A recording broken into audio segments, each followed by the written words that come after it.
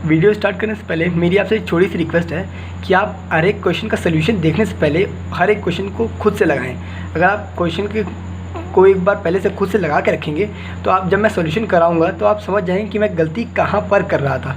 चलिए स्टार्ट करते हैं आज का वीडियो स्टार्ट करने से पहले मेरी आपसे एक छोटी सी रिक्वेस्ट है कि आप हर एक क्वेश्चन का सोल्यूशन देखने से पहले हर एक क्वेश्चन को खुद से लगाएं। अगर आप क्वेश्चन को एक बार पहले से खुद से लगा के रखेंगे तो आप जब मैं सॉल्यूशन कराऊंगा तो आप समझ जाएंगे कि मैं गलती कहाँ पर कर रहा था। चलिए स्टार्ट करते हैं आज का वीडियो। गाइस, तो चलिए स्टार्ट करते हैं फिजिक्स वाला सर के असाइनमेंट्स के सोल्यूशन। आज हम केवल क्वेश्चन नंबर 1 to 25 तक ही उनके सोल्यूशंस देखेंगे। चलिए देखते हैं पहला सोल्यूशन। देखिए क्वेश्चन है, one quanta of charge should be at least be equal to the charge in one coulomb. चलिए one coulomb quanta of charge, चलिए देखते हैं पहले क्वांटा ऑफ चार्ज। आपको तो पता होगा चार्ज इज क्वांटाइज्ड। अगर आप चैप्टर पहले पढ़ चुके हैं तो आपको तो पता ही होगा अब तक कि चार्ज क्वांटाइज्ड होता है, और आपने ये फॉर्मूला भी ज़रूरी पढ़ा होगा।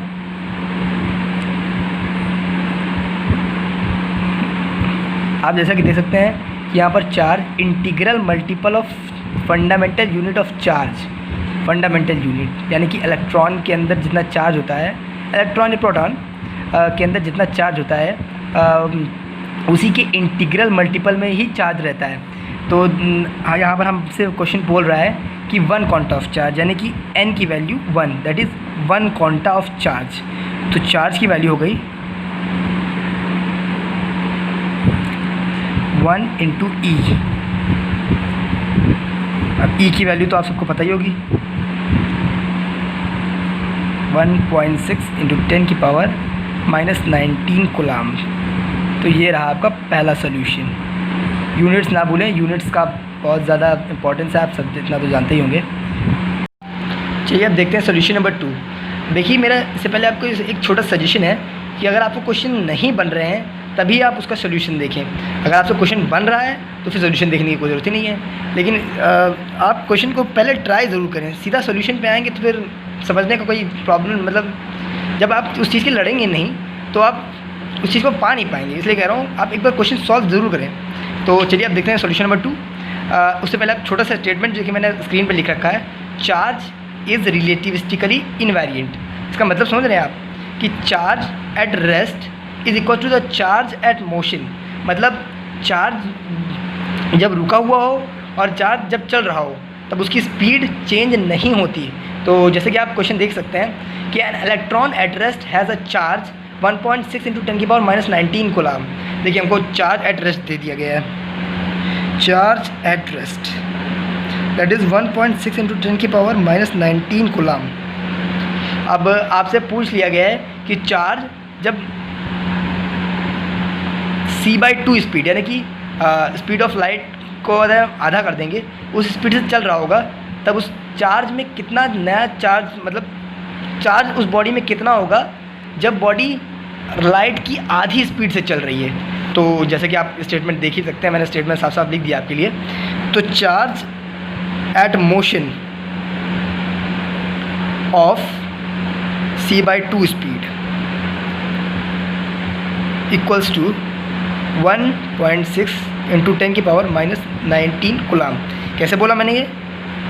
Charge at rest equals to charge at motion. देखिए कितने इजी क्वेश्चन है। बस आपको थ्योरी पढ़ी होनी चाहिए। आप थ्योरी पढ़े होंगे तो आप ये सब क्वेश्चन बड़े आसान लग रहे होंगे। तो चलिए देखते हैं सोल्यूशन नंबर 3। छोटा सा ग्लिच आ गया था, उसकी वजह से थोड़ी काटा पीटी हो गई है, उस पर ध्यान न दें, आप सोल्यूशन की तरफ ध्यान दें। देखिए यहाँ क्वेश्चन नंबर 3 है, which one of the following statement regarding electrostatic is wrong. चलिए स्टेटमेंट फर्स्ट पढ़ते हैं, चार्ज इज़ क्वांटाइज्ड। अब आपने क्वेश्चन नंबर फर्स्ट तो देखा ही है और उसमें हमने आपको सिखाया है दैट चार्ज इज़ क्वांटाइज्ड। इतना तो आप समझ ही गए होंगे अब तक। आपने थ्योरी तो अच्छे से पढ़ा होगा, मैं यही मतलब मान के चल रहा हूँ, और नहीं भी पढ़ा होगा तो भी आप क्वेश्चन समझा ही देंगे। तो चलिए अब सेकंड स्टेटमेंट, मतलब पहला स्टेटमेंट तो ट्रू हो गया, अब सेकंड स्टेटमेंट की बात करते हैं। सेकंड स्टेटमेंट है charge is conserved, charge is conserved. आप देख सकते हैं rest mass equals to charge, rest mass, sorry मैं गलत बोल गया, charge at rest equals to charge at motion. इतना भी इसका मतलब यहाँ पर तो चार्ज कंजर्व हो गया। और आप जब रेडियो एक्टिव फिनोमिनन की बात करते हैं वहाँ पर भी चार्ज हमेशा क्वांटाइज ही रहेगा, मतलब चार्ज हमेशा कंजर्व रहेगा, मतलब चार्ज टूटेगा भी तब आप दोनों साइड रिएक्शंस में चार्ज हमेशा हम कंजर्व करके चलते हैं, तो मतलब चार्ज तो हमेशा ही कंजर्व होगा। आपने थ्योरी में भी पढ़ रखा होगा पहले से। चलिए अब थर्ड स्टेटमेंट की बात करते हैं। There is an electric field near an isolated charge at rest. चलिए इसके बारे में थोड़ा बात कर लेते हैं, आपको थोड़ा ये समझा देते हैं पहले।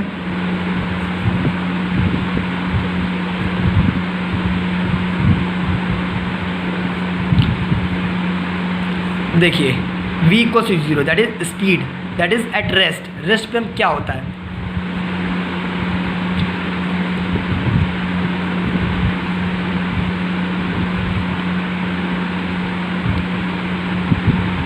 Electric field. रेस्ट पे बात करते हैं। रेस्ट पे एक बॉडी, एक चार्ज पार्टिकल जब मूव करता है, मतलब जब रुका होता है, तब उसको केवल इलेक्ट्रिक फील्ड प्रोड्यूस करता है। ई का मतलब इलेक्ट्रिक फील्ड है, ये लिख देते हैं यहाँ पर, इलेक्ट्रिक फील्ड। तो देखिए चार्ज जब रेस्ट पे होता है तब उस पर जो केवल वो इलेक्ट्रिक फील्ड ही प्रोड्यूस करता है। और अभी तो मैं आपको बाकी का प्रोनाउंस ये देता हूँ कि सब कुछ तो मैं लिख नहीं सकता। देखिए चार्ज जब कांस्टेंट स्पीड से मूव कर रहा होता है तब वो इलेक्ट्रिक एंड मैग्नेटिक फील्ड दोनों ही प्रोड्यूस करता है।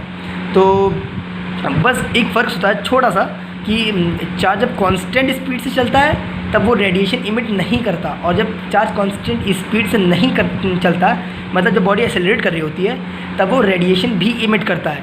तो अभी आपने क्या समझा, जब चार्ज मतलब इज इन मोशन, समझ लीजिए मोशन, तब वो इलेक्ट्रिक एंड मैग्नेटिक फील्ड दोनों प्रोड्यूस करता है।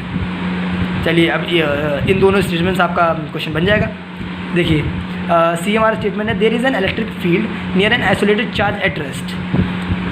ओह इलेक्ट्रिक फील्ड, आप क्या सोचते हैं इस क्वेश्चन के बारे में? अब statement charge at rest at electric field, तो मतलब ये स्टेटमेंट तो सही हो गया, तो मतलब ये भी ट्रू, मतलब अब डी ही गलत। लेकिन चलिए फिर भी स्टेटमेंट को देख ही लेते हैं।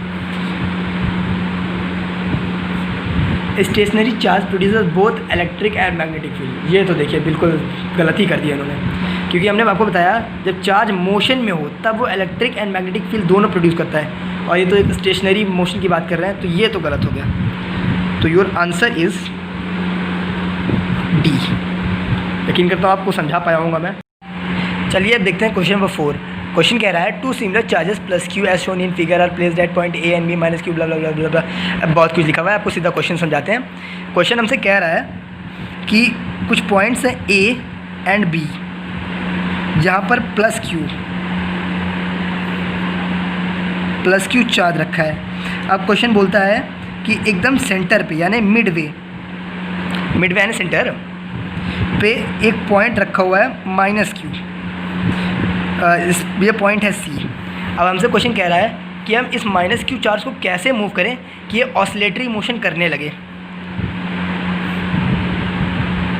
चलिए अब देखते हैं हमसे स्टेटमेंट 1 क्या कह रहा है। स्टेटमेंट 1 कह रहा है it is moved towards a. चलिए देखते हैं, थोड़ा सा मूव करके देख ही लेते हैं। प्लस क्यू माइनस क्यू और प्लस क्यू, थोड़ा सा ये इनिशियल हो गया और हल्का सा मूव किया तो फाइनल मान लीजिए इसको। हल्का सा मूव किया, एकदम हल्का सा मान लीजिए, हल्का सा भी मूव कर देंगे तो उससे भी काम चल ही जाएगा हमारा। देखते हैं अब देखिए, अब प्लस क्यू और माइनस क्यू के बीच की जो डिस्टेंस है वो थोड़ी कम हो गई है। तो अब इन दोनों के बीच की जो अट्रैक्शन फोर्स होगी वो बढ़ जाएगी। कितना बढ़ जाएगी? 1/r² के इन्वर्सली प्रोपोर्शनल होता है r² से। इलेक्ट्रोस्टैटिक फोर्स 1/r²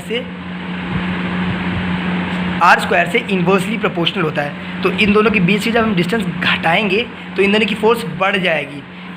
तो एक क्वेश्चन भी फॉर्मूला भी लिखे देते हैं। Q1Q2/r²। और देखिए इन दोनों के बीच की डिस्टेंस बढ़ाई तो देखिए इन दोनों की जो फोर्स है वो थोड़ा घट गई। अब यहाँ की फ़ोर्स इंक्रीज़ हो गई, यहाँ एक फ़ोर्स लग रही है F1 और यहाँ एक फ़ोर्स लग रही है F2। अब देख लीजिए आप F1 is greater than F2, तो देख लीजिए अब जो माइनस Q है वो प्लस Q से ज़्यादा अट्रैक्ट हो रहा है, तो अब जो माइनस Q होगा इसकी तरफ चल जाएगा, ऑसिलेटरी मोशन तो होगा ही नहीं। तो ये स्टेटमेंट तो रॉन्ग हो गया। स्टेटमेंट बी की बात करते हैं। स्टेटमेंट बी हमसे कह रहा है it is move towards B.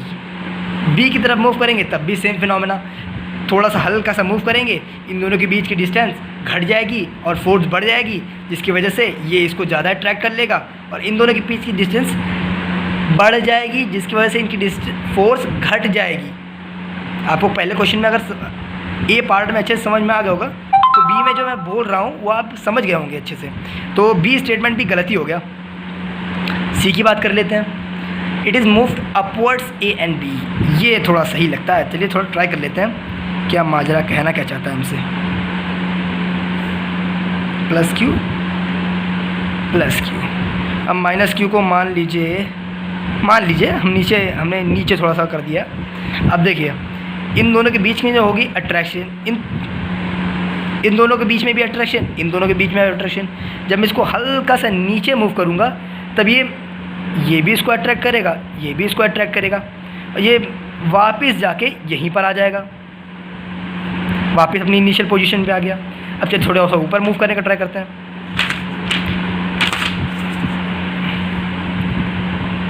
Minus Q, अब देखिए फिर से इसमें अट्रैक्शन फोर्स, इधर साइड भी अट्रैक्शन फोर्स, ये वापस आना चाहेगा और नेट फोर्स कुछ ऐसे आएगी और ये वापस अपनी इनिशियल पोजीशन में आएगा। तो ये तो ऑसिलेटरी मोशन हो रहा है, तो सी तो मान सकते हैं हम। चलिए डी को भी देख लिया जाए। हमसे कह रहा है distance between A and B is reduced, ये तो फिर कहीं से भी नहीं हो सकता। आप खुद ही सोचिए, देखिए अगर इन दोनों के बीच के डिस्टेंस घटाएंगे तो इसमें क्या फ़र्क पड़ेगा। अगर इसकी डिस्टेंस हम x घटाएं, इसकी डिस्टेंस भी हम x घटाएं, तो वापस ये यहीं पर आ गया। अभी भी इसके बीच में ऑसिलेटरी मोशन, तो इससे कुछ होगा नहीं। तो मतलब ये भी स्टेटमेंट गलती हो गया। चलिए अब देखते हैं क्वेश्चन नंबर 5 का solution. When the distance between two charge particle is half the force between them becomes. ये थोड़ा कॉन्सेप्चुअल क्वेश्चन दिख रहा है, अब तक तो सब थ्योरी बेस्ड क्वेश्चन दिख रहे थे। देखिए सबसे पहले क्वेश्चन तो कहना क्या जाता है, देखिए दो पार्टिकल्स हैं मान लीजिए, अगर हम उनके बीच की डिस्टेंस जो है उन दोनों को आधा, पहले मान लीजिए ये दोनों को रख देते हैं हम r डिस्टेंस पे। अब हमने इन दोनों की जो डिस्टेंस है वो आधी कर दी, मतलब अब ये दोनों रखे हैं r/2 डिस्टेंस पे। ये मान लीजिए ये Q1 है, ये Q2 है। अब इन दोनों की डिस्टेंस कम करेंगे तो इससे इनके चार्ज पे तो कोई फ़र्क पड़ेगा नहीं। देख पहले यहाँ पर फोर्स देख लेते हैं, फोर्स कितनी है। Force equals to K Q1 Q2/r²। देख लीजिए अब हमसे कह रहा है कि अगर ये F' है, क्योंकि फोर्स पे तो कुछ ना कुछ फ़र्क पड़ेगा, क्योंकि हमने इसकी डिस्टेंस जो है वो आधी कर दी है। तो अब फॉर्मूला लगाते हैं K Q1 Q2/r², क्योंकि ये डिस्टेंस है प्रेजेंट टाइम की। तो 10 K Q1 Q2, अब ये देखिए इसका 2 का स्क्वायर होगा और ये ऊपर चला जाएगा और 4 बन जाएगा, और ये r²। तो F' कितना आ गया देख लीजिए, ये अगर आपको ये दिख रहा हो तो ये F की वैल्यू है, तो लिख दीजिए 4F। अब चलिए ऑप्शंस देख लेते हैं। हमसे पहला स्टेटमेंट कह रहा है 1/4, ऐसा तो कहीं स्टेटमेंट में कुछ दिख नहीं रहा। अब लिखा है बी स्टेट, तो मतलब ये तो गलती हो गया। बी देख लेते हैं। बी हमसे कह रहा है 1/2, ऐसा भी कुछ नहीं दिख रहा। डबल 4 टाइम्स तो है, डबल तो कहीं दिख नहीं रहा। बी और सी भी गलत। अब डी देख लेते हैं।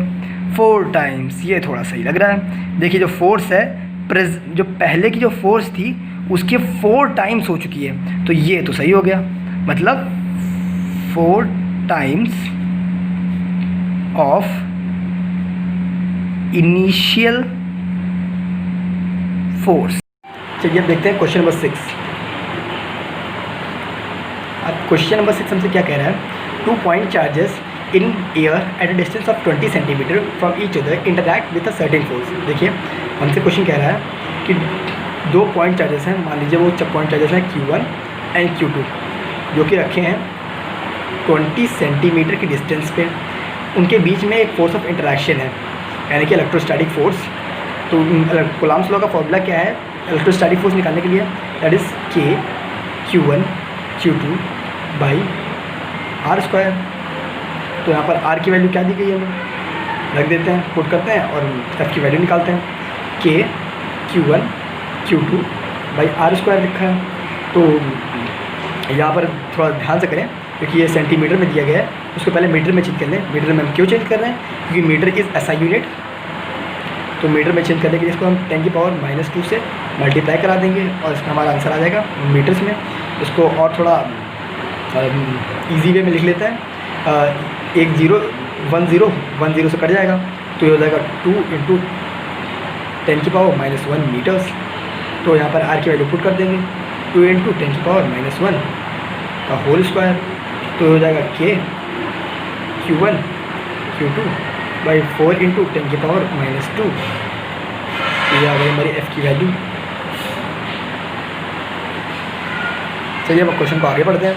क्वेश्चन में आगे लिखा है, at what distance from each other should these charges be placed in oil of relative permittivity 5 to obtain the same force of interaction. देखिए हमसे क्वेश्चन आगे कह रहा है कि अब इन्हीं दोनों चार्जेस को हम यहाँ पर जहाँ पर हम चार्जेस को एयर में रखा था, अब हम इन्हीं दोनों इस चार्ज को और इस चार्ज को अब हम ऑयल में रख के देखेंगे, और ऑयल में ऐसी डिस्टेंस पर रखेंगे कि उनके बीच की जो फोर्स ऑफ इंटरेक्शन है वो चेंज ना हो। देखिए Q1 Q2 को अब हमने ऑयल में रख दिया, और इनकी जो नई डिस्टेंस आई है उसको लेट कर लेते हैं हम R1। अब इनके बीच की जो फोर्स है वो तो चेंज नहीं हुई, क्योंकि यही तो हमारे क्वेश्चंस की रिस्ट्रिक्शंस लगी हैं हमारे ऊपर नहीं, मतलब क्वेश्चंस पे। तो अब इसका नया फॉर्मूला क्या हो जाएगा, 1/4πε। यहाँ पर देखें तो यहाँ पर स्मॉल k दिया था, स्मॉल k की वैल्यू क्या होती है 1/4πε0। तो यहाँ पर 1/4πε0 Q1 Q2 बाई R² था, यहाँ पर 1/4πε, सॉरी गलत हो गया, ये 1/4πε। अब Q1 Q2 by R1²। Epsilon की वैल्यू क्या होती है, एप्सिलॉन की वैल्यू होती है K ε0। अब यहाँ एप्सिलॉन की वैल्यू पुट कर देंगे हम 4π K ε0। ये कैपिटल K है, थोड़ा ध्यान रखिए इस चीज़ का। इसको हम बोलते हैं डाइलेक्ट्रिक कांस्टेंट। अब देखिए हमें ऑयल की रिलेटिव परमिटिविटी दी गई है K ऑफ ऑयल, इसको हम बोलते हैं रिलेटिव परमिटिविटी, और डाई इलेक्ट्रिक कांस्टेंट ये हमें दी गई है 5 Q1 Q2 by R1²। F की वैल्यू हम पहले ही ऊपर निकाल चुके हैं, इसको पुट कर देंगे यहाँ पर। तो small k Q1 Q2 by 4 × 10⁻⁻2। अब ध्यान से देखिए ये 1/4πε0, 1/4πε0 की वैल्यू होती है स्मॉल k। तो हम यहाँ पर पहले Q1 Q2 काट देते हैं, और small k by 4 × 10⁻⁻2। Capital K की वैल्यू को पहले दे सकती है 5, तो ये हो जाएगा स्मॉल k बाई 5/1/R1²। अब स्मॉल के को काट दीजिए, और ये जो भी कचरा है इसको उधर भेज दीजिए और इसको इधर भेज दीजिए। R1² 4/5 इंटू 10 की पावर -2। अब देखिए इसको हम थोड़ा इजी कर लेते हैं। पहले हम पहले 4 को 5 से डिवाइड करेंगे। किसी भी नंबर को अगर 5 से डिवाइड करना है तो उसके लिए इजी ट्रिक क्या है कि उस नंबर को डबल करके उसकी एक डिजिट पहले डेसिमल लगा दीजिए। अब 4 का डबल क्या होगा? 4 का डबल होगा 8। 8 के एक डिजिट पहले डेसिमल, यानी कि 8.8 आ गया इसका डिवीज़न इंटू 10 की पावर -2, इतना आ गया। अब हम इसको, क्योंकि हमको यहाँ पर स्क्वायर रूट लेना है, तो हम इसको ईजी करने के लिए ऐसा कुछ कर सकते हैं। इसको हम 80 करके, और इसमें क्योंकि हमने इसमें 2 0 मल्टीप्लाई किए हैं तो हमें इसमें 2 0 डिवाइड करने पड़ेंगे, तो हो जाएगा 10 की पावर -4। इस टर्म से पहुंचने में आपको कोई प्रॉब्लम होनी नहीं चाहिए, क्योंकि आप 12th में आ चुके हैं ऑलरेडी। तो अब इसका स्क्वायर रूट लेंगे और इसका स्क्वायर रूट लेंगे। तो अगर आप ध्यान से देखें तो ये वैल्यू कुछ 81 से 1 पॉइंट कम है। अगर आप 81 आ जाती तो हमारे लिए स्क्वायर रूट करना आसान रहता, क्योंकि हमको पता है 9 स्क्वायर की वैल्यू 81 होती है। तो ये 81 से हल्का सा कम है, तो ये R1 की वैल्यू हमारे पास कुछ, इसका स्क्वायर रूट लेंगे तो कुछ 9 से हल्का सा कम आएगी। और हम अपने ऑप्शन से नेगलेक्ट करके ये बोल सकते हैं कि इसका आंसर आएगा 8.94, और इसका स्क्वायर रूट लेंगे तो 10 की पावर -2 मीटर। और ये हमारा आंसर है, that is option A, which is our correct answer. चलिए गाइस स्टार्ट करते हैं अपना क्वेश्चन नंबर 7। तो ऑप्शन आंसर कह रहा है a certain charge q is divided at first into 2 parts q small q and capital Q minus small q। चलिए देखते हैं क्वेश्चन क्या कह रहा है। पहली लाइन समझ गए, एक चार्ज है कैपिटल Q, उसको हमने तोड़ दिया है, यानी कि डिवाइड कर दिया है Q में और Q माइनस स्मॉल q में। अब उसके बाद कह रहा है later on the charges are placed at a certain distance. ये जो 2 चार्जेस हमने तोड़े हैं उसको कुछ डिस्टेंस पर रख दिया है। लेट कर लेते हैं डिस्टेंस जो है इन दोनों के बीच की, वो है small r। If the force of interaction between the 2 charges is maximum.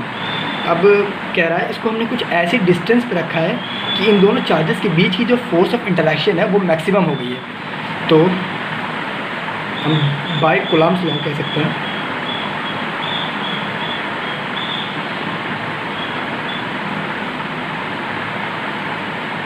हमको तो पता ही है कि K Q1 Q2 by R square. तो अब फोर्स ऑफ इंटरेक्शन देखते हैं। अब यहाँ पर Q1 क्या है? Q1 स्मॉल q, Q2 क्या है? Capital Q minus small q, और R तो आ रही है R स्क्वायर। अब जो F है क्या वो स्मॉल r पे डिपेंड कर रहा है यहाँ पर इस सिचुएशन में? आप में कई लोग कहेंगे हाँ डिपेंड कर रहा है, ये वो पता नहीं क्या क्या, लेकिन अगर आप ध्यान से देखें तो जो स्मॉल q है और capital Q minus small q charge है, उन दोनों के वो जो चार्जेस हैं वो बस रख दिए गए हैं। अब वो अपनी जगह से हिल नहीं रहे, मूव नहीं कर रहे हैं, तो इनको दोनों के बीच जो डिस्टेंस है वो कांस्टेंट हो गई है। तो जो F है वो स्मॉल r पे तो डिपेंड कर नहीं रहा, स्मॉल k पे भी डिपेंड नहीं करेगा, क्योंकि ये तो है ये कांस्टेंट। और जो तो इसका, और ये कैपिटल Q जो है अब तो ये तोड़ दिया गया है, तो इस पर तो डिपेंड करेगा नहीं, तो स्मॉल q पे डिपेंड कर रहा है। मतलब अगर ये स्मॉल q ज़्यादा हुआ तो f की वैल्यू शायद ज़्यादा हो, और स्मॉल q कम हुआ शायद स्मॉल f की वैल्यू कम हो। तो आपने क्लास 11 में हमने पढ़ाई है कि जब मैक्सिमम मीन तो आपने पढ़ाई होगा, जब y x पे डिपेंड करे तो dy बाई dx होता है 0। उस तरह यहाँ पर f जो है वो स्मॉल q पे डिपेंड कर रहा है, तो यहाँ पर df by dq equals to 0 हो गया। अब इसका हम डिफ्रेंशिएशन कर देते हैं। डिफ्रेंशिएशन उम्मीद करता है आपको आता ही होगा, लेकिन मैं नॉर्मल आपको यहाँ पर बता ही दूँगा। आप पहले काम चलाओ, k q by r square, इसको यहाँ मल्टीप्लाई करा दीजिए अंदर, तो यहाँ ये आ गया और माइनस हुआ k q square by r square.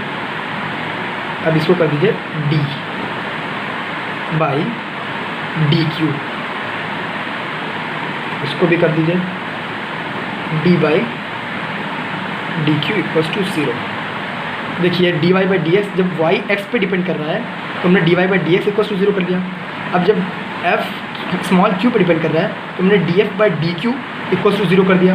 अब f की वैल्यू तो ये रही आपकी, तो f को हम जब इसको हम अंदर मल्टीप्लाई करेंगे तो इसको हम कुछ ऐसे लिख सकते हैं k q capital Q by r square minus k q square by r square.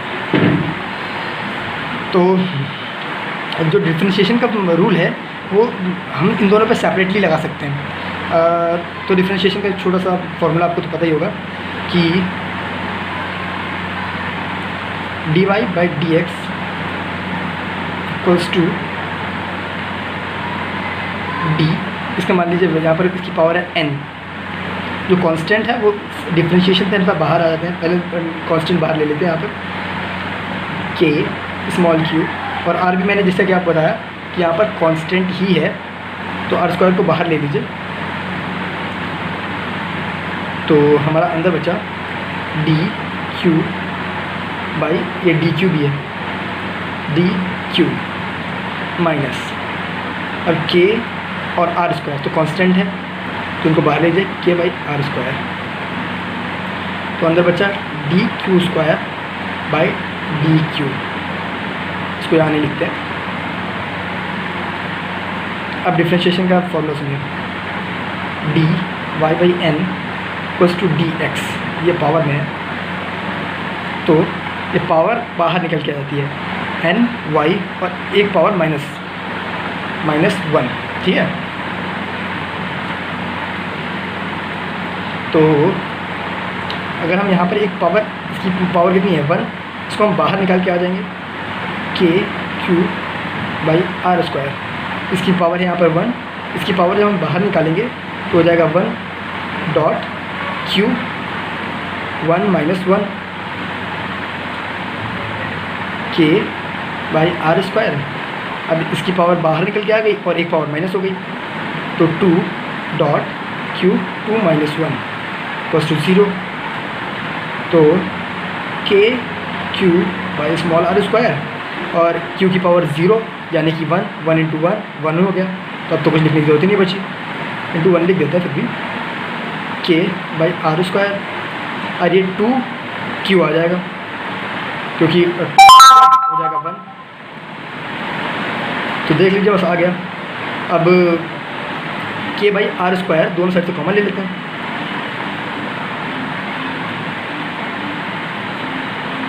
देखिए हमने कुछ गड़बड़ कर दी लगता है। हाँ यहाँ पर Q आएगा कैपिटल Q, क्योंकि हम कैपिटल Q बाहर लेंगे ना, Q by r square minus k r square by 2q equals to 0। अब इससे k by r square common ले लेते हैं तो बचा k minus 2q equals to 0। अब इसको इधर भेज के 0 कर देते हैं तो q इक्वल्स टू आ जाएगा 2q। अब देख लीजिए आपके पास तो k इक्वल्स टू, इसको उधर ले जाके हमने ज़ीरो कर दिया और इतना बचा, तो जब इसको हम इधर ले जाएंगे इतना पार्ट तो 0 हो जाएगा ना, समझ रहे हैं ना आप। तो q minus 2q equals to 0 बचेगा और 2 को इधर ले जाएंगे 2q को तो q इक्वल्स टू 2q आ जाएगा।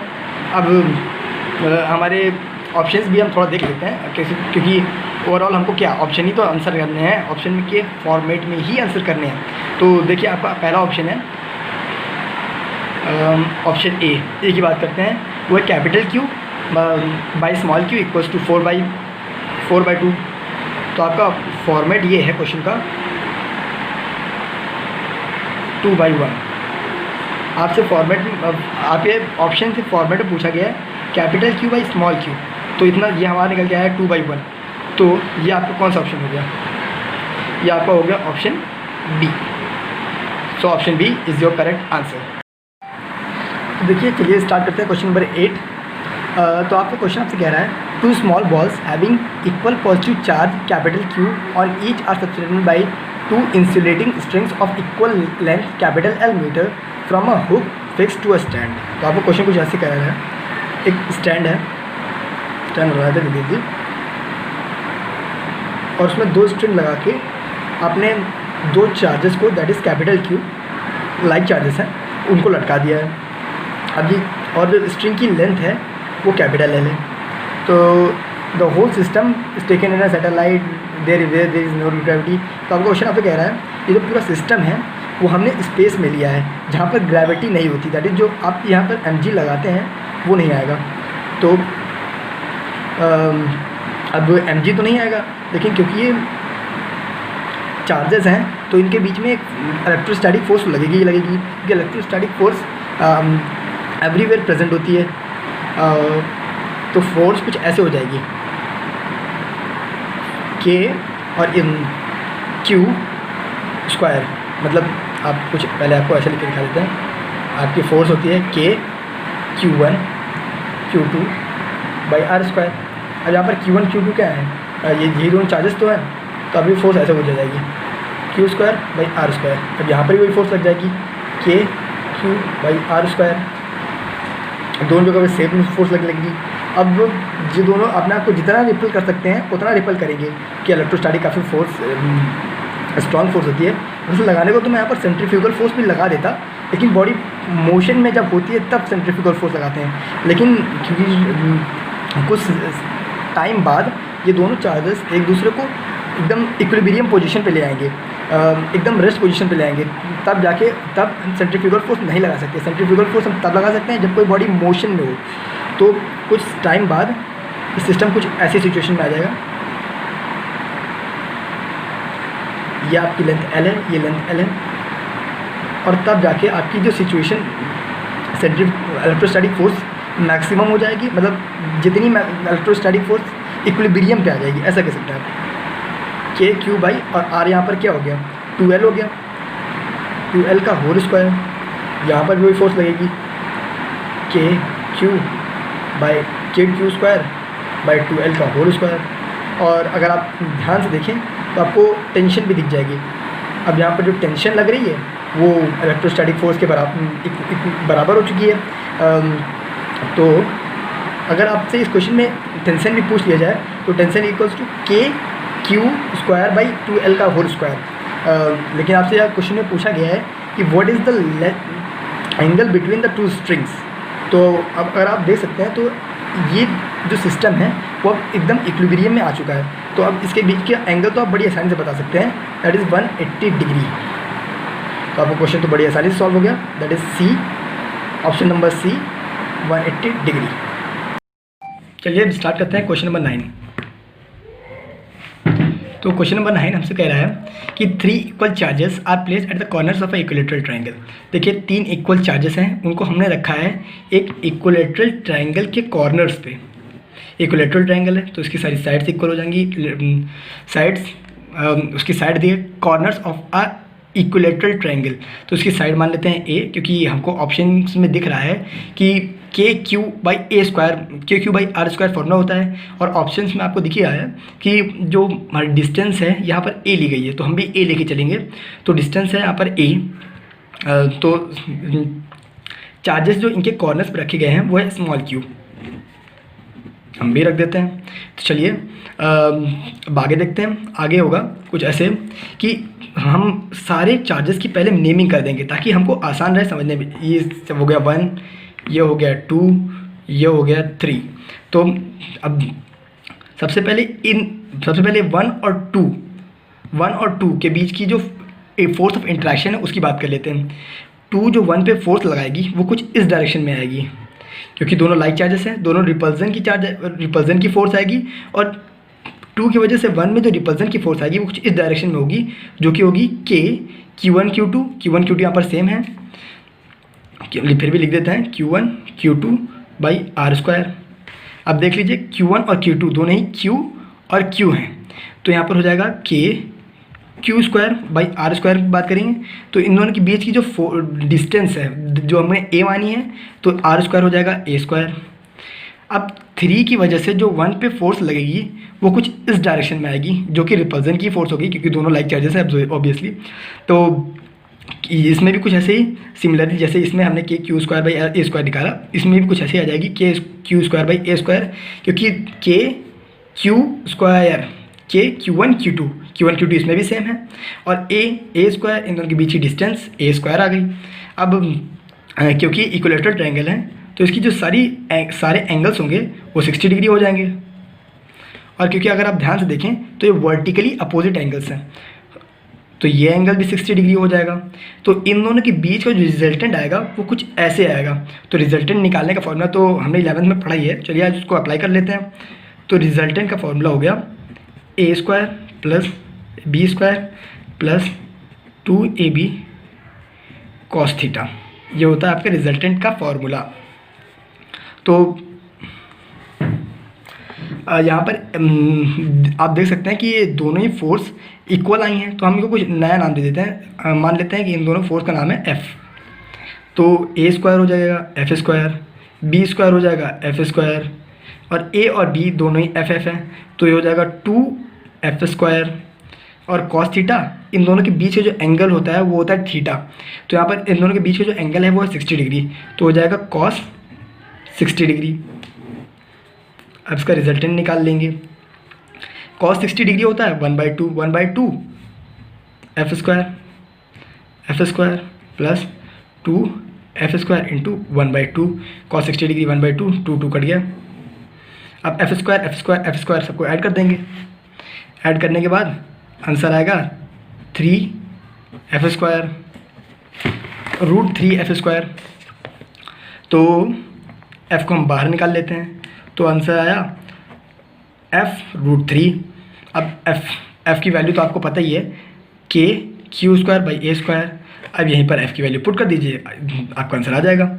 तो आपका आंसर आ जाएगा √3 k q square by a square, जो कि है आपका option number B. So option number B is your correct answer. चलिए अब देखते हैं क्वेश्चन नंबर 10।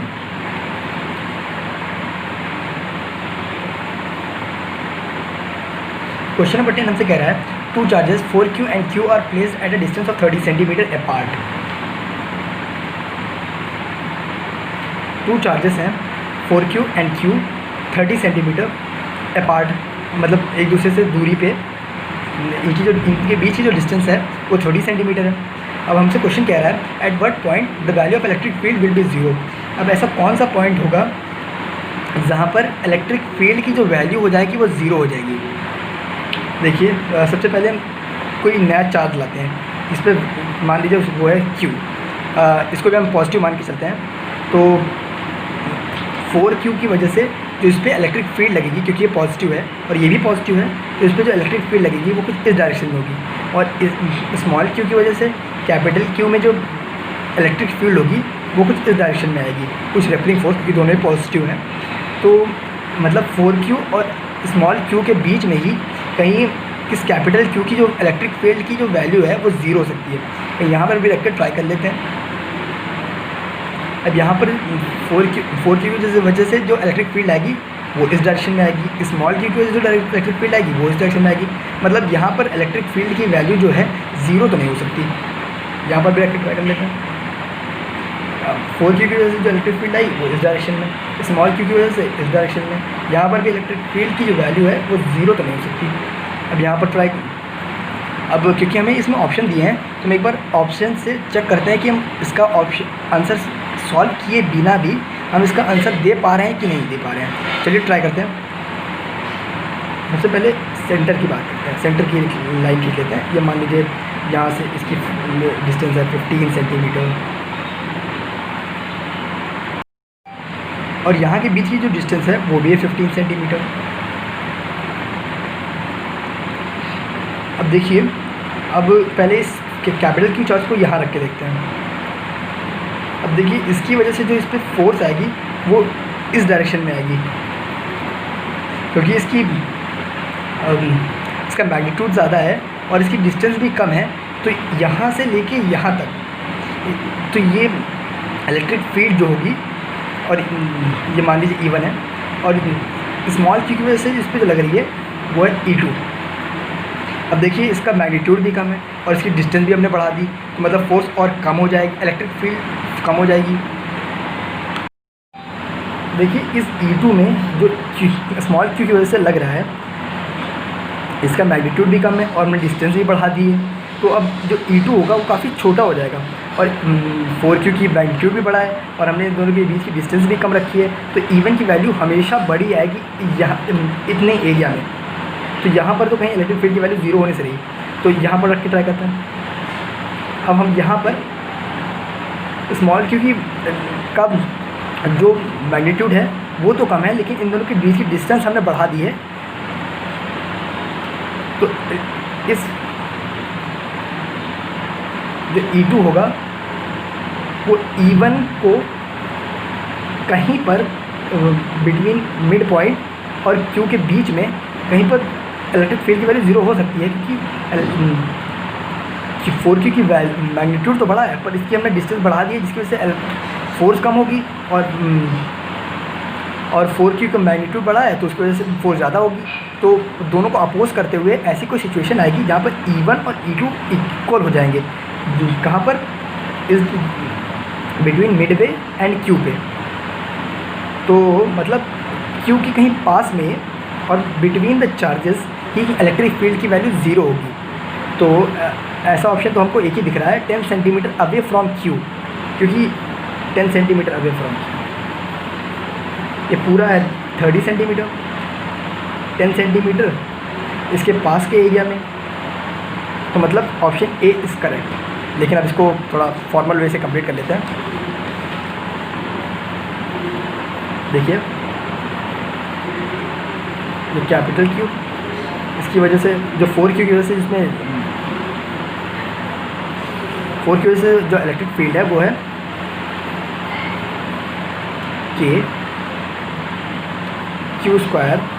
बाई R², और स्मॉल Q की वजह से जो इसमें फोर्स लग रही है, sorry small KQ by R² है, और स्मॉल Q की वजह से जो इसमें फोर्स लग रही है वो इलेक्ट्रिक फील्ड है KQ बाई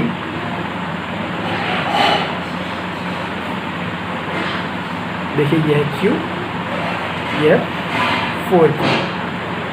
अगर हम इन दोनों के बीच की डिस्टेंस मान रहे हैं x, तो इन दोनों के बीच की डिस्टेंस हो जाएगी r माइनस एक्स, ये हो जाएगी r माइनस एक्स का होल स्क्वायर,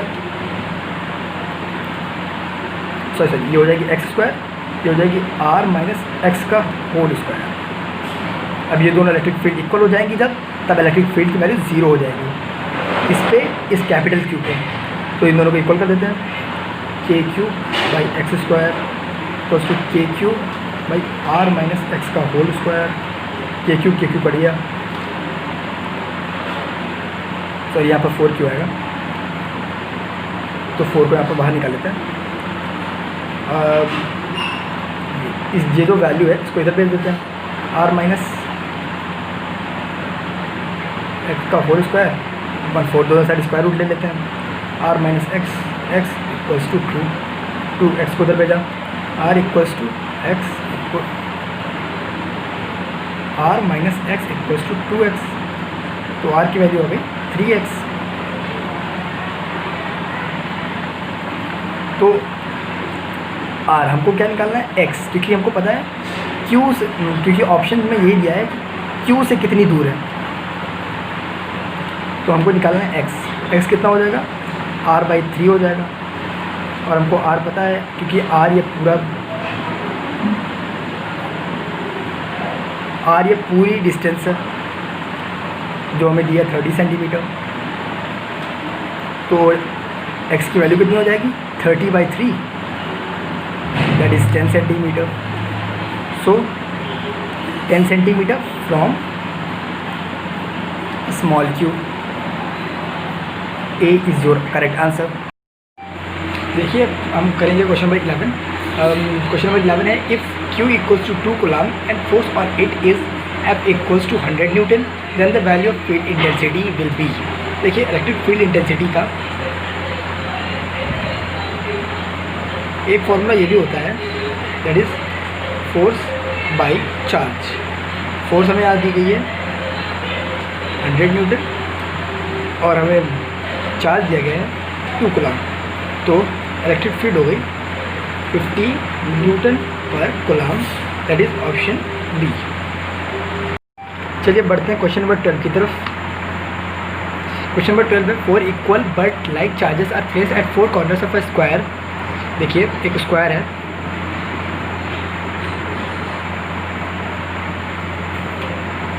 उसके चारों कॉर्नर पे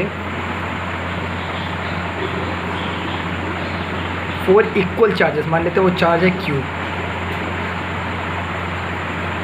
लिखा है वो चार्जेस इक्वल हैं, तो ये सारे चार्जेस को मान लिया हमने Q। The electric field intensity at the centre of the square due to any one charge is E। बोल रहा है एट द सेंटर किसी भी एक चार्ज की वजह से, मान लेते हैं इस चार्ज की वजह से इलेक्ट्रिक फील्ड है E। Then the resultant electric field intensity at centre of the square, तो चारों चार्जेस की वजह से सेंटर में जो इलेक्ट्रिक फील्ड होगी वो कितनी हो जाएगी। तो इस चार्ज की वजह से इलेक्ट्रिक फील्ड है E, तो इस चार्ज की वजह से भी इलेक्ट्रिक फील्ड हो जाएगी E, क्योंकि सारे चार्जेस इक्वल हैं। इस चार्ज की वजह से हो जाएगी E, इस चार्ज की वजह से भी हो जाएगी E। सारे फील्ड्स, इलेक्ट्रिक फील्ड्स इक्वल हैं, तो सारी एक दूसरे को कैंसिल कर देंगी, और सेंटर ऑफ द स्क्वायर में जो इलेक्ट्रिक फील्ड हो जाएगी वो हो जाएगी 0। चलिए अब करते हैं question number 13। If mass of electron equals to 9.1 into 10 की power -31 kg, charge on the electron equals to 1.6 into 10 की power -19 coulomb. Mass of electron दिया है 9.1 इंटू 10 की power -31 kg and charge on electron भी दिया है हमें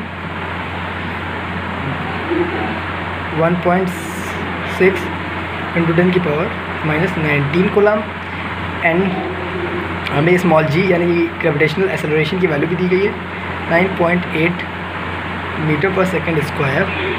then the intensity of electric field required to balance the weight of electron is. अब इस क्वेश्चन को ऐसे समझने की कोशिश करते हैं कि एक इलेक्ट्रॉन है जो फ्री फॉल कर रहा है, क्योंकि अगर वो फ्री फॉल कर रहा है तो उसका वेट नीचे लगेगा mg।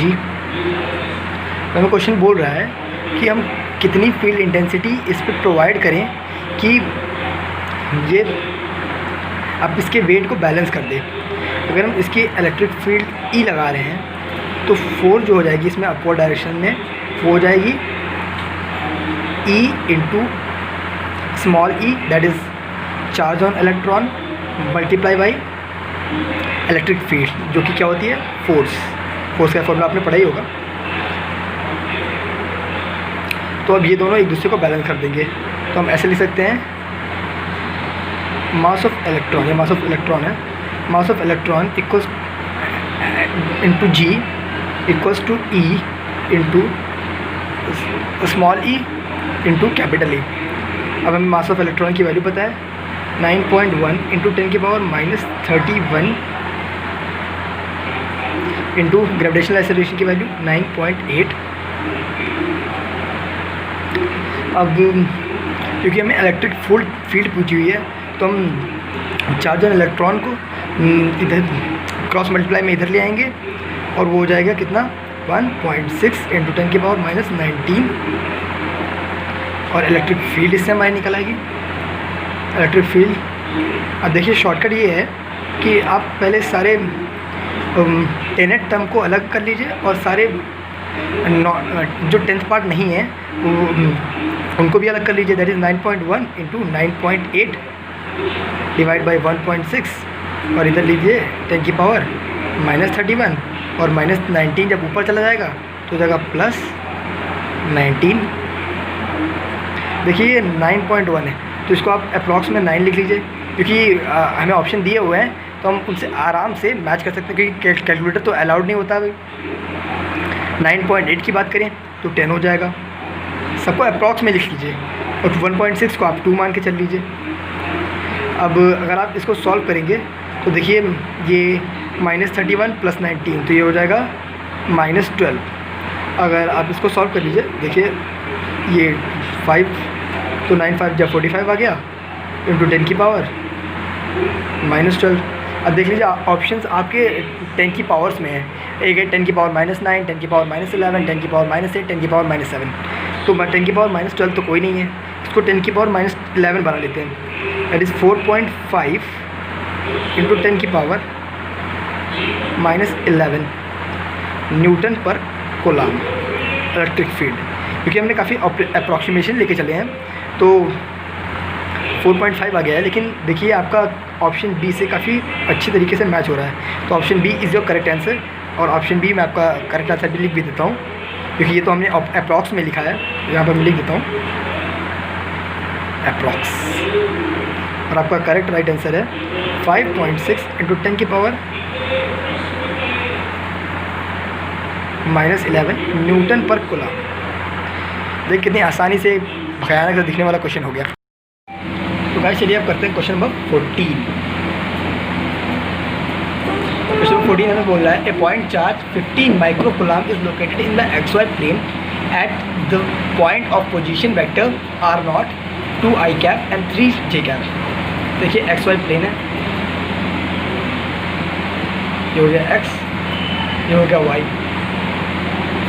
अब देखिए यहाँ पर R0 पोजीशन पे, R0 वेक्टर पे, और R0 हमको दिया गया है 2i cap plus 3j cap. एक चार्ज रखा हुआ है दैट इज़ 50 माइक्रो कूलम, और हमसे बोल रहा है what is the electric field eight the point of position R। R पे हमको इसकी पोजीशन इलेक्ट्रिक फील्ड बतानी है, और R दिया है R 8i cap -5j cap. इस जहाँ से यहाँ तक की डिस्टेंस को मान लेते हैं R1। अब R1 निकालने का सीधा तरीका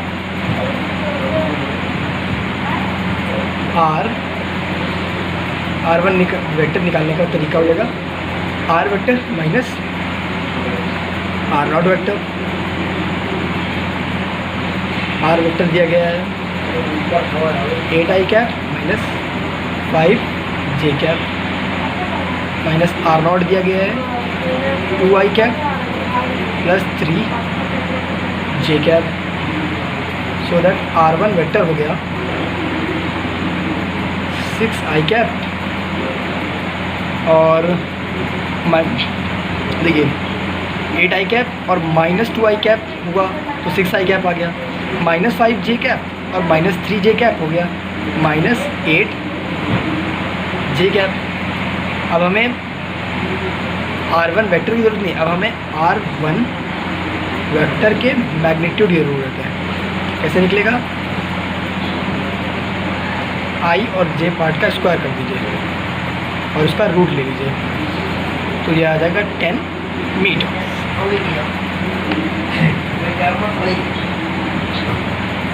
इलेक्ट्रिक फील्ड निकालने का सीधा तरीका, इलेक्ट्रिक फील्ड निकालने का तरीका Q² बाई R²। R यहाँ पर क्या है, R equals to mod of R1 vector. अब K की वैल्यू 9 इंटू 10 की पावर 9, और यहाँ पर सॉरी Q आएगा, Q की वैल्यू हमको दे रखी है 50 माइक्रो होता है 10 की पावर -6, 10 की पावर -6, 50 इंटू 10 की पावर -6। R² की वैल्यू हो जाएगी 10 का स्क्वायर। देखिए 9 5 हो जाएगा 45। अब इसका जो एक ज़ीरो है वो हम 10 में ट्रांसफ़र कर देते हैं। देखिए 9 -6 और इसका एक ज़ीरो +1, इसको ऊपर ले जाएंगे तो आ जाएगा -2, तो आ जाएगा 45 इंटू 9 + 1 10 और 6 -2 8, हो जाएगा 10 की पावर 2। टोटल आंसर आ जाएगा 4500 वोल्ट पर मीटर, क्योंकि यहाँ पर आंसर वोल्ट पर मीटर दिया गया है और न्यूटन पर कूलम दोनों ही इलेक्ट्रिक फील्ड की यूनिट्स हैं। तो आपका आंसर आ गया है डी, ऑप्शन डी। चलिए क्वेश्चन नंबर 15 करते हैं। क्वेश्चन नंबर 15 कह रहा है a point charge Q is placed at origin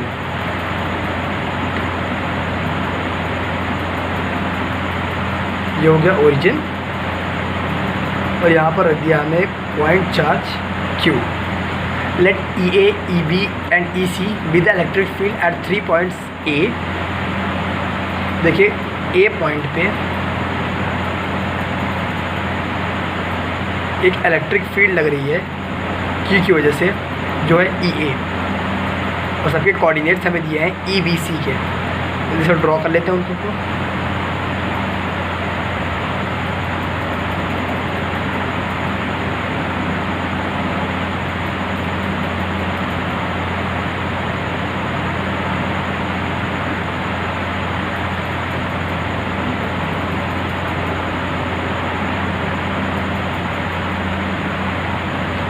due to charge Q, अब चार्ज Q की वजह से A, B और C पे कुछ इलेक्ट्रिक फील्ड लग रही है।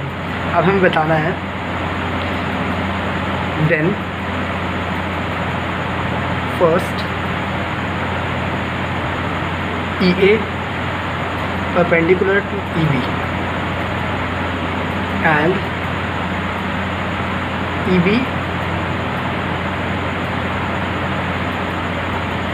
Equals to 4 EC। अब हमें इन दोनों कंडीशन को बताना है कि दोनों ट्रू हैं या फॉल्स। पहले हम एक काम करते हैं, A, B और C पे इलेक्ट्रिक फील्ड क्या है वो निकाल लेते हैं। सबसे पहले हम OA निकालते हैं। OA हम देखें तो ऑब्जर्वेशन से ही बता सकते हैं कि ये I cap 2J cap plus 3K cap है। तो EA निकालने के लिए, ये वेक्टर निकालने के लिए हम ऐसे करेंगे K Q, आपने वो जरूर पढ़ा होगा इलेक्ट्रिक फील्ड इन वेक्टर फॉर्म, कूलॉम लॉ एक वेक्टर फॉर्म में पढ़ा होगा, बिल्कुल सेम तो इसी फॉर्मूला है। यहाँ पर एक करते हैं ये R स्क्वायर और R कैप लगा देते हैं। ये R कैप हमें क्या बताता है, डायरेक्शन बताता है। ये R स्क्वायर है, R तो आप देख सकते हैं यही है, K Q,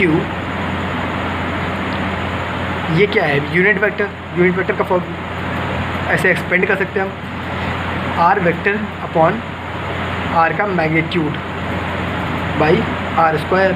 तो ये क्या हो जाएगा, r cube that is k q by r cube, r vector हो जाएगा। अब हम सारी वैल्यूज़ लिख देते हैं, के क्यू और आर क्यूब क्या दिया गया हमें, आर क्यूब यानी कि इसका मैग्नीट्यूड ओ ए का मैग्नीट्यूड निकालना बड़ा आसान है। 1 + 4 + 9, हमने क्या किया है, 1 का स्क्वायर किया है, फिर 2 का स्क्वायर किया है, फिर 3 का स्क्वायर किया है।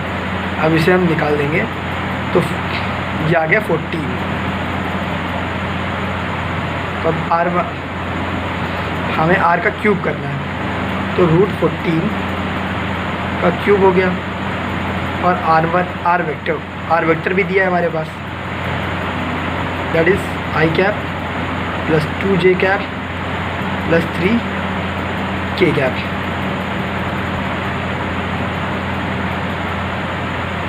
तो ये आ जाएगा हमारा EA vector K Q by 14 √14 और इसको एज इट इज़ लिख देंगे I cap plus 2J cap plus 3K cap. अब इस तरह हम OA निकालेंगे, OB निकालेंगे, सॉरी अब OB निकालेंगे। तो OB के लिए भी हम देख सकते हैं जो रेडियस वेक्टर है कुछ निकालना है, इसकी ऑब्जर्वेशन से निकाल सकते हैं, that is I cap plus J cap minus K cap. ये हमारा क्या हो जाएगा, ये हो जाएगा R रेडियस वेक्टर। अब हमें रेडियस वेक्टर का मैग्नीट्यूड भी निकालना है, क्योंकि हमें ऊपर भी निकालना पड़ा था, अब यहीं पर निकाल लेते हैं। तो आ जाएगा 1 + 1 + 1 equals to √3।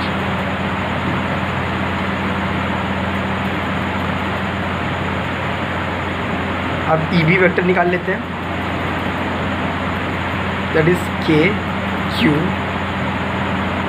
Are square by r cap.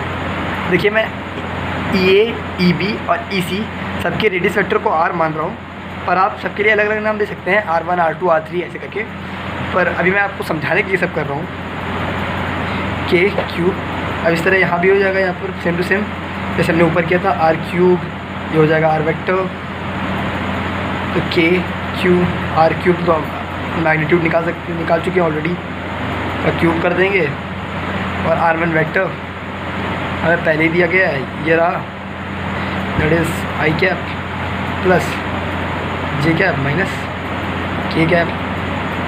तो आंसर आ जाएगा आपका ई बी वेक्टर जो आ जाएगा आपका, वो हो जाएगा के q by 3√3 i cap plus j cap minus k cap. अब इस तरह हम ओ सी भी निकाल लेते हैं, इसको भी हम आर वेक्टर कह देते हैं।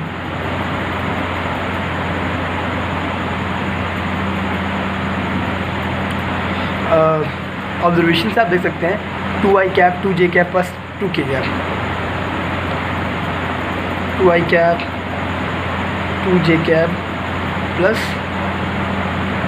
2 के कैप। अब इसका मैग्नीट्यूड निकालेंगे आर का, तो आ जाएगा 2 का स्क्वायर प्लस 2 का स्क्वायर, तो आ जाएगा 2√3।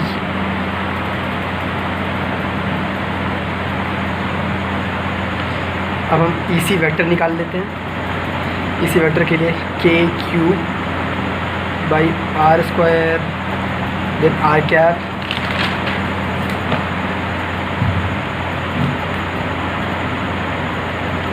इसी वेक्टर के लिए k q by r cube equals and r vector then k q. हम मैग्नीट्यूड आर का पहले ही निकाल चुके हैं देखिए, और मैग्नीट्यूड आया है 2√3 आ गया मैग्नीट्यूड। और देखिए इसका जो वेक्टर फॉर्म है 2 आई कैप 2 जे कैप और 2 के कैप है, तो हम बड़ी इजीली कह सकते हैं कि इसका मैग्नीट्यूड हो गया 2√3 का क्यूब और वेक्टर फॉर्म में हो जाएगा 2 आई cap plus 2 j cap plus 2 के कैप के क्यूब बाई, अब इसका क्यूब करेंगे तो आ जाएगा 8 into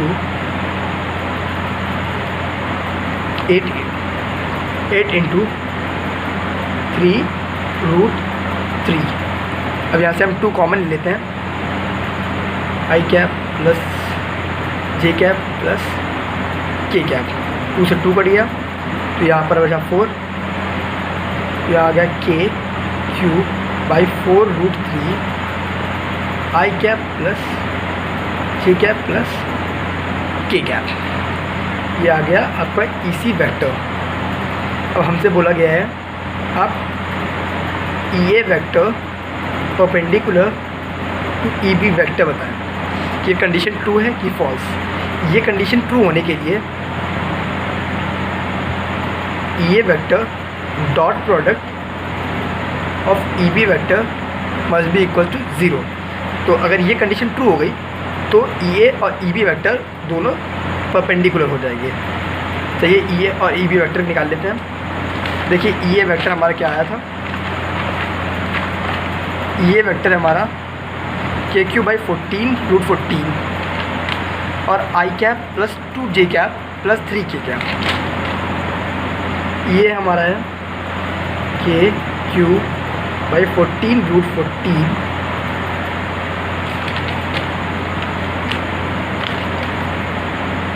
I cap plus 2 j cap plus 3 k cap, then dot product of E B vector भी हमने अभी भी निकाला है जस्ट। ई बी वेक्टर आ गया हमारा k q by 3√3 i cap plus j cap minus k cap, k q by 3√3 i cap plus j cap minus of के कैप इक्वल्स टू 0। अब हमने इसको और इसको सेपरेट इधर साइड ले लेते हैं, के क्यू बाई 14√14 के क्यू बाई 3√3। अब इन दोनों का डॉट प्रोडक्ट निकालने के लिए हम आई वाले को आई से, जे वाले को जे से और के वाले को के से मल्टीप्लाई करा देंगे, केवल इनके मैग्नीट्यूड को मल्टीप्लाई कराएंगे। और i cap into I cap का डॉट प्रोडक्ट हमेशा 1 होता है। इस तरह जे कैप इंटू जे कैप का भी 1 हो जाएगा और के कैप इंटू के कैप का भी 1 हो जाएगा। यहाँ पर हमें सिर्फ स्केलर वैल्यूज़ ही निकल के मिलेंगी। तो यहाँ पर आ गया 1 + 2 - 3। तो देखिए ये वैल्यू 0 हो गया, तो इससे पूरा टर्म 0 हो जाएगा। तो 0 = 0, सो दैट ये vector dot product of E B vector equals to 0, so that ये perpendicular to E B vector. अब हमें दूसरी कंडीशन चेक करनी है, that E B vector equals to इनका magnitude of E B vector equals to 4 times of magnitude of E C vector. अब देख लेते हैं, ये भी चेक ही कर लेते हैं। पहले ई बी वेक्टर का मैग्नीट्यूड देख लेते हैं। ई बी वेक्टर ये रहा E B vector. E B vector का मैग्नीट्यूड कैसे निकालेंगे? ये रहा ई बी वेक्टर, ये देखिए ई बी वेक्टर। इसका मैग्नीट्यूड निकालने के लिए इसका अंडर रूट लेके इसके सारे मैग्नीट्यूड्स को स्क्वायर कर देंगे। देखिए ई बी वेक्टर कैसे निकालेंगे, के क्यू बाई 3√3 और इन सब का इसका मैग्नीट्यूड निकाल लेंगे, दैट इज़ 1 का स्क्वायर प्लस 1 का स्क्वायर प्लस 1 का square equals to 4 times of. देखिए अब हम ऑलरेडी सी वेक्टर निकाल चुके हैं, के क्यू बाई 4√3। अब हमें इसका बस मैग्नीट्यूड निकालना रहेगा, दैट इज़ के क्यू। ध्यान से देखिएगा 4 टाइम्स है, तो इंटू 4 पहले कर लीजिएगा। 4 से 4 कट जाएगा, 4√3 इसका स्क्वायर कर लीजिए, 1 स्क्वायर प्लस 1 स्क्वायर। तो देखिए आंसर आ जाएगा के क्यू बाई 3√3।